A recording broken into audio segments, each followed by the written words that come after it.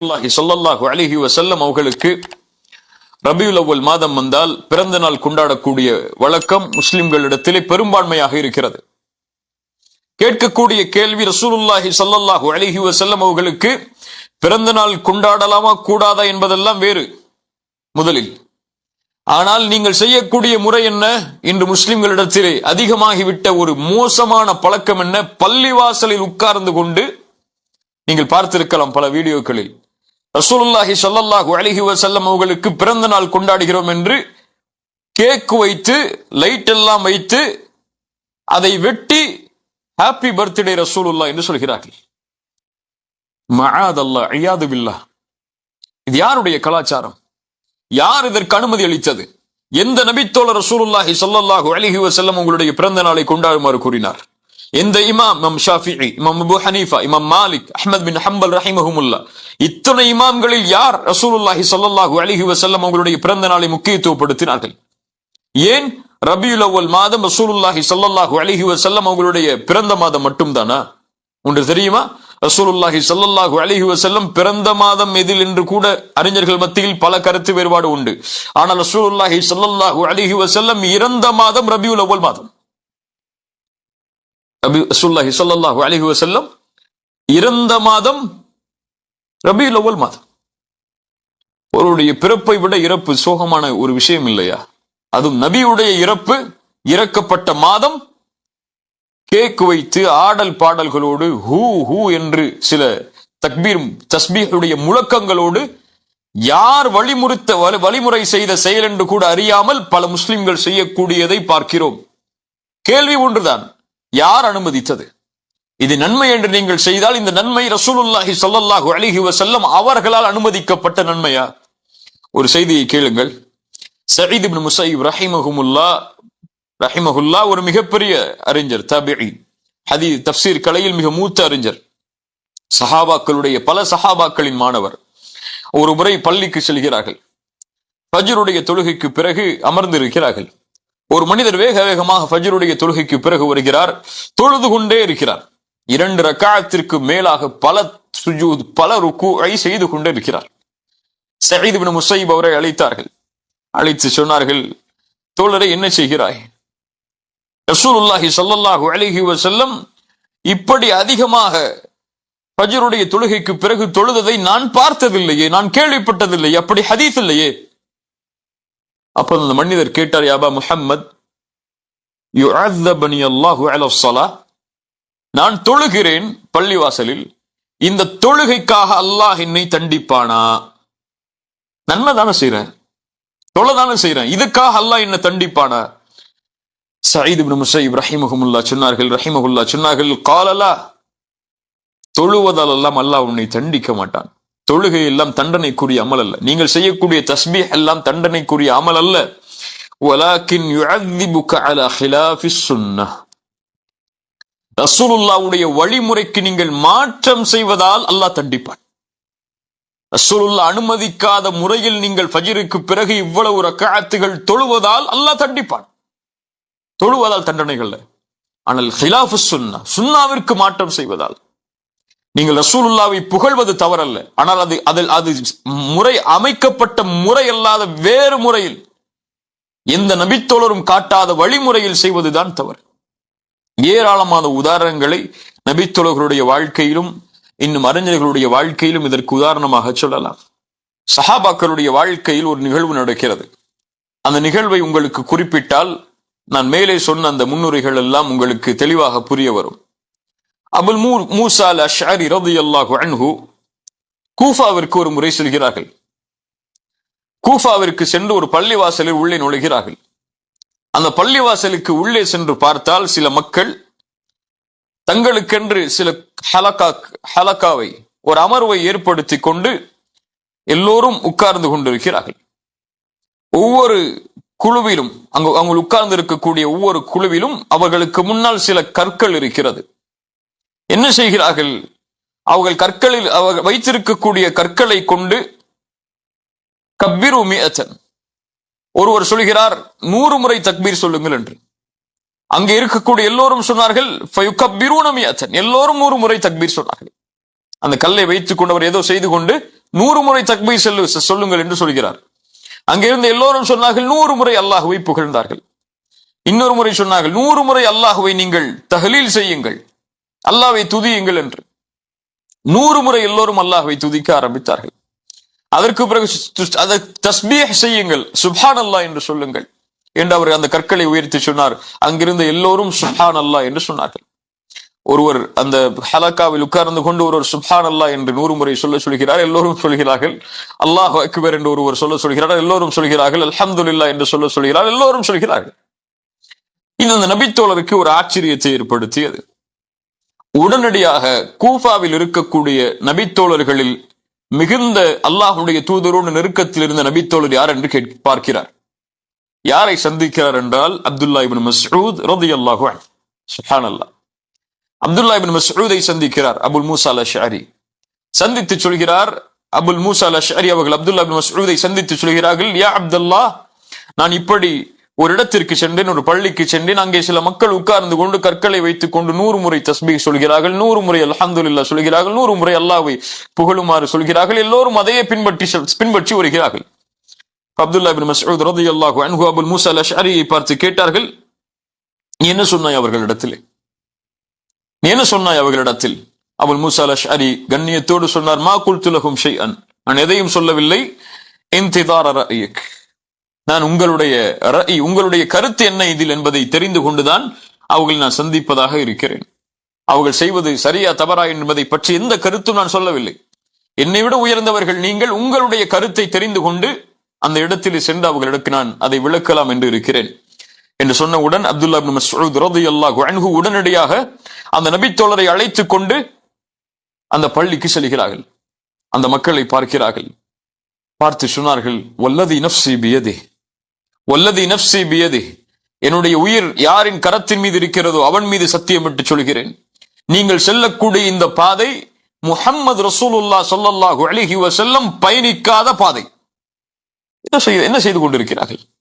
சுப்ஹானல்லாஹ் 100 முறை சொல்கிறார்கள், அல்ஹம்துலில்லாஹ் 100 முறை சொல்கிறார்கள், அல்லாஹ் அக்பர் 100 முறை சொல்கிறார்கள். ஆனால் சில கற்களை வைத்துக் கொண்டு ரசூலுல்லாஹி ஸல்லல்லாஹு அலைஹி வஸல்லம் இல்லாத ஒரு பாதையில் உங்களை நான் பார்க்கிறேன், அல்லது நீங்கள் வழிகேட்டை திறந்து விடுவதை நான் பார்க்கிறேன் என்று சொன்னார்கள். சுப்ஹானல்லாஹ். அப்போது அங்கே இருந்த மக்கள் சிலர் சொன்னார்கள், வல்லாஹி யா அபா அப்துர் ரஹ்மான் மா அரதனா இல்லா அல் கைர், அபு அப்துர் ரஹ்மானே, நாங்கள் நலவை தவிர எதையும் நாடவில்லை, நாங்கள் செய்வது நன்மைக்காகத்தான், வேற எதற்காகவும் செய்யவில்லை நாங்கள் இதை.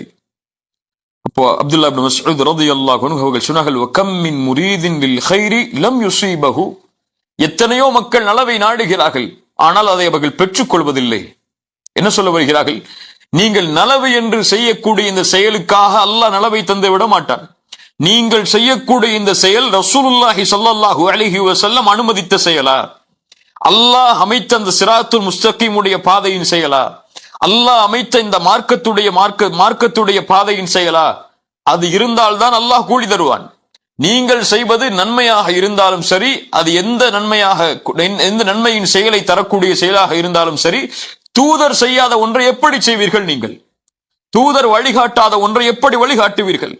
ஒரு அமல் அல்லாஹ்விடத்தில் அங்கீகரிக்கப்பட வேண்டும் என்றால், நாம் செய்யக்கூடிய தொழுகை, தஸ்பீஹ், துஆ எதுவாக இருக்கலாம், எல்லா அமல்களும் அல்லாஹ்விடத்தில் அங்கீகரிக்கப்பட வேண்டும் என்றால் இரண்டு நிபந்தனை தான். ஒன்று, அது அல்லாஹ்விற்காக செய்யப்பட வேண்டும், அல்லாஹ்வின் முகத்தை நாடி செய்யப்பட வேண்டும், அதில் மாற்று கருத்தில்லை. ஆனால் அது மட்டும் போதாது. அல்லாஹ்விற்காக ஒருவர் எதை வேண்டுமானாலும் செய்துவிட முடியாது. அல்லாஹ்விற்காக இருக்க வேண்டும். அதை அல்லாஹ்வுடைய தூதர் முஹம்மது ரசூலுல்லாஹ் ஸல்லல்லாஹு அலைஹி வஸல்லம் வழிகாட்டி இருக்க வேண்டும். அப்படி அல்லாஹ்வுடைய தூதர் ஸல்லல்லாஹு அலைஹி வஸல்லம் வழிகாட்டினால்தான் அந்த செயல் அல்லாஹ்வுடைய மார்க்கத்தில் அங்கீகரிக்கப்படும். அது இல்லாமல் எத்துணை நலவை என்று ஒருவர் எந்த அமலை செய்தாலும் சரி, அதை அல்லாஹ் ரப்புல் ஆலமீன் அங்கீகரிக்க மாட்டான். சஹாபாக்களுடைய புரிதலை பாருங்கள். நம்மை பொறுத்தவரை தஸ்பீஹ் தானே செய்கிறார், தக்பீர் தானே செய்கிறார், அல்லாஹ்வை புகழத்தானே செய்கிறார்கள் ஒன்றாக உட்கார்ந்து கொண்டு. ஆனால் நபி தோழர்கள் பார்த்தது, நீங்கள் அல்லாஹ்வை இந்த முறையில் புகழ்வதற்கு ரசூலுல்லாஹ் அனுமதித்தார்களா? அல்லாஹ்வை இந்த முறையில் தஸ்பீஹ் செய்வதற்கு கற்களை கொண்டு அல்லாஹ்வுடைய தூதர் அனுமதித்தார்களா? அனுமதிக்காத ஒரு செயலை நீங்கள் செய்து கொண்டிருக்கிறீர்கள், வழிகேட்டின் வாசலை திறப்பதை பார்க்கிறேன் என்று அப்துல்லா இப்னு மஸ்ஊத் ரலியல்லாஹு அன்ஹு அவர்களை பார்த்து சொன்னார்கள். அவர்கள் சொன்னார்கள் நாங்கள் நலவைத்தானே செய்கிறோம் என்று. இன்று குர்ஆன் சுன்னாவுக்கு மாற்றமான பல செயல்களை செய்யக்கூடியவர்களுடைய வாயிலிருந்து வரக்கூடிய வார்த்தையும் இதுதான். அவர்கள் சொல்கிறார்கள் எல்லோரும் நாங்கள் நன்மையைத்தானே செய்கிறோம். கேட்கக்கூடிய கேள்வி, ரசூலுல்லாஹி ஸல்லல்லாஹு அலைஹி வஸல்லம் அவர்களுக்கு பிறந்த நாள் கொண்டாடலாமா கூடாதா என்பதெல்லாம் வேறு முதலில். ஆனால் நீங்கள் செய்யக்கூடிய முறை என்ன? இன்று முஸ்லிம்களிடத்திலே அதிகமாகிவிட்ட ஒரு மோசமான பழக்கம் என்ன? பள்ளிவாசலில் உட்கார்ந்து கொண்டு நீங்கள் பார்த்திருக்கலாம் பல வீடியோக்களில், ரசூலுல்லாஹி ஸல்லல்லாஹு அலைஹி வஸல்லம் அவர்களுக்கு பிறந்த நாள் கொண்டாடுகிறோம் என்று கேக் வைத்து லைட் எல்லாம் வைத்து அதை வெட்டி ஹாப்பி பர்த்டே ரசூலுல்லாஹ் என்று சொல்கிறார்கள். மஆதல்லாஹ், இயாது பில்லாஹ். இது யாருடைய கலாச்சாரம்?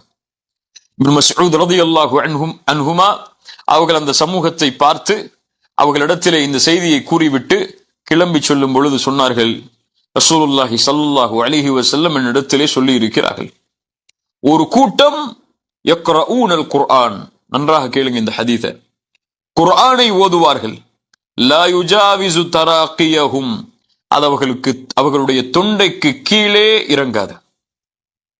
குர்ஆனை ஓதுவார்கள், அது அவர்களுடைய தொண்டைக்கு கீழே இறங்காது.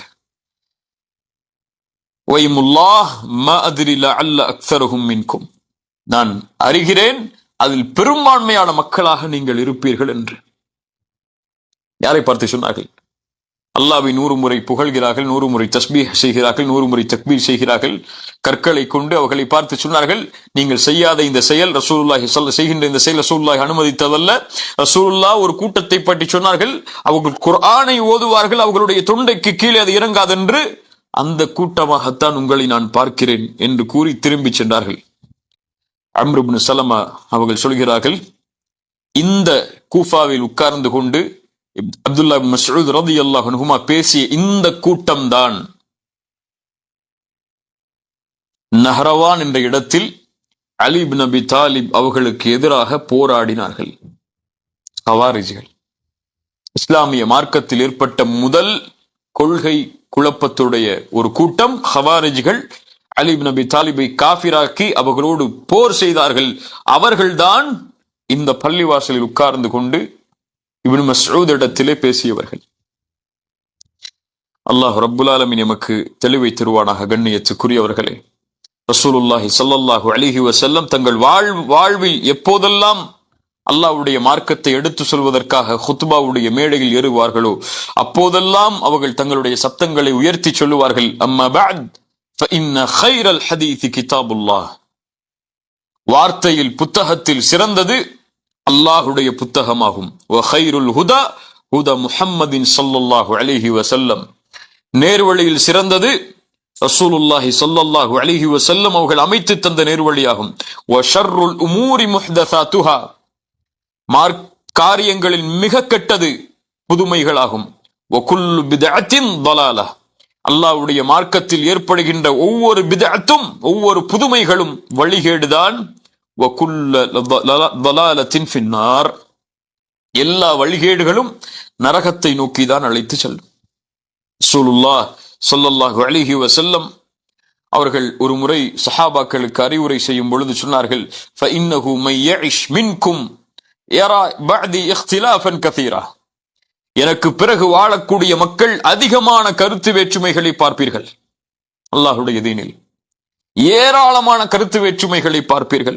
இன்னும் ரசூலுல்லாஹ் ஸல்லல்லாஹு அலைஹி வஸல்லம் சொன்னார்கள், சயகூனு ஃபி ஆகிரி உம்மத்தி உனாசுன் யுஹத்திஸூனகும் மா லம் தஸ்மஉ அன்தும் வலா ஆபாவுக்கும் ஃபஇய்யாக்கும் வஇய்யாஹும். அல்லாஹு அக்பர். எச்சரிக்கையை கேளுங்கள். கடைசி சமூகத்தில் ஒரு மக்கள் தோன்றுவார்கள் என்னுடைய சமூகத்தில் இருந்து. இறுதி மறுமை ஏற்படுவதற்கு முன்னால் ஒரு சமூகம் என்னுடைய உம்மத்திலிருந்து தோன்றும்.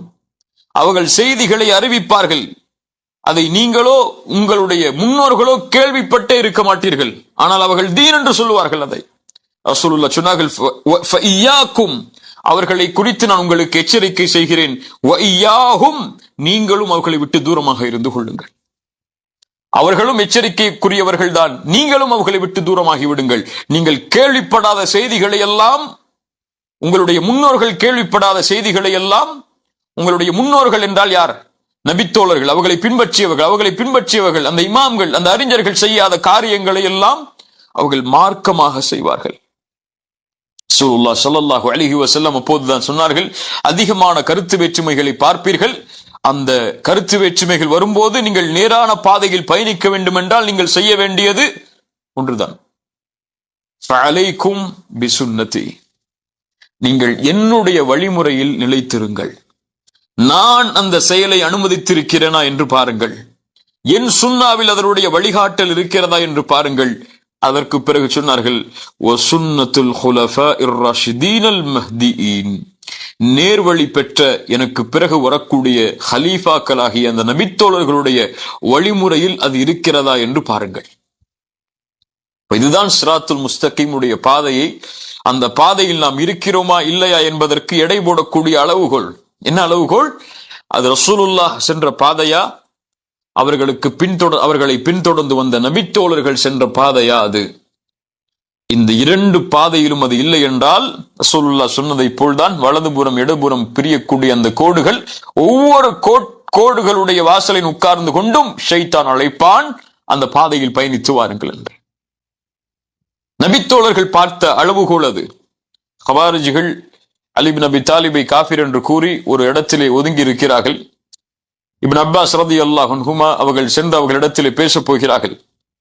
அப்போது அப்துல்லா இப்னு அப்பாஸ் அவர்களிடத்திலே பேசுகிறார்கள், நான் ஹலீஃபா அலி இப்னு அபி தாலிபுடைய அனுமதியோடு உங்களிடத்திலே வந்திருக்கிறேன். உங்களை விட சிறந்த முஹாஜிர்கள் அன்சாரிகளுடைய நபித்தோழர்களுடைய குழுவிலிருந்து நான் வந்திருக்கிறேன். அவர்கள் மேல்தான், அவர்கள் இருக்கக்கூடிய சூழ்நிலையில் தான் அல்லாஹ்வுடைய வஹி இறங்கியது. உங்களை விட வஹியை அவர்கள் புரியக்கூடியவர்கள். அந்த நபித்தோழர்களுடைய கூட்டத்திலிருந்து நான் வந்திருக்கிறேன். நீங்கள் ஹவாரிஜ்கள் ஒரு புதிய கருத்தை முன்வைக்கிறீர்கள், அலி இப்னு அபி தாலிபை காஃபிராக்குவதற்கு, நபித்தோழர்களில் சிலரை காஃபிராக்குவதற்கு. ஆனால் இந்த கூட்டத்தில் 7000 மக்கள் அங்கே இருக்கிறார்கள், அலி இப்னு அபி தாலிபை காஃபிர் என்று கூறி. அந்த ஹவாரிஜ்கள் அவர்களிடத்தில் கேட்கிறார்கள், உங்களுடைய கூட்டத்தில் ஒருவர் கூட நபித்தோழர் இல்லையே, ரசூலுல்லாஹ்வை ஈமான் கொண்ட தோழர் ஒருவர் கூட உங்களிடத்திலே இல்லையே, அப்படி என்றால் எப்படி நீங்கள் இருப்பதை சத்தியம் என்று சொல்வீர்கள்? சஹாபாக்கள் ஒரு கொள்கையை முடிவெடுப்பதற்கு வைத்த பாதை எம்முடைய ரசூலுல்லாஹி ஸல்லல்லாஹு அலைஹி வஸல்லம் அனுமதித்த பாதையா, நபித்தோழர்கள் அதில் பயணித்த பாதையா என்றுதான். கண்ணியத்துக்குரியவர்களே, وَكَذَلِكَ جَعَلْنَاكُمْ أُمَّةً وَسَطًا, இது நடுநிலையான சமூகம். இந்த சமூகம் குர்ஆன் ஒன்றை சொன்னால் செய்யும், சுன்னா ஒன்றை சொன்னால் செய்யும். குர்ஆன் ஒன்றை தடுத்தால் செய்யாது, சுன்னா ஒன்றை தடுத்தால் செய்யாது. அந்த குர்ஆன் சுன்னாவில் வழிகாட்டப்படாத எந்த ஒரு செயலும் நன்மையாக இருக்காது. அது நன்மையாக கருதி ஒருபோதும் இந்த சமூகம் செய்யாது. உம்மத்தன் வஸத்தா, இது நடுநிலையான சமூகம். ரசூலுல்லாஹி ஸல்லல்லாஹு அலைஹி வஸல்லம் சொன்னார்கள், தரக்துக்கும் அலல் பைதா லைலுஹா கனஹாரிஹா, உங்களை வெளிச்சமாக இருக்கக்கூடிய ஒரு பாதையில் விட்டு செல்கிறேன். குர்ஆன் சுன்னாவில் அதனுடைய இரவும் பகலை போன்றுதான். அதில் எதுவும் மூடல் கிடையாது, எதுவும் மறைக்கப்பட்டது கிடையாது, எல்லாம் முழுமையாக்கப்பட்டது. அல் யௌம அக்மல்து லக்கும் தீனக்கும் வ அத்மம்து அலைக்கும் நிஅமதி வ ரதீது லக்குமுல் இஸ்லாம் தீனா, அப்படிப்பட்ட மார்க்கத்தில் உங்களை நான் விட்டு செல்கிறேன் என்று ரசூலுல்லாஹ் ஸல்லல்லாஹு அலைஹி வஸல்லம் அவர்கள் சொன்னார்கள். அல்லாஹ்வுடைய தூதர் ஸல்லல்லாஹு அலைஹி வஸல்லம் சொன்னார்கள், லா தஸாலு தாயிஃபத்தும் மின் உம்மதி ஸாஹிரீன அலல் ஹக், என்னுடைய சமூகத்தில் ஒரு கூட்டம் கடைசி வரை, மறுமை ஏற்படும் வரை சத்தியத்தில் நிலைத்திருக்கும்.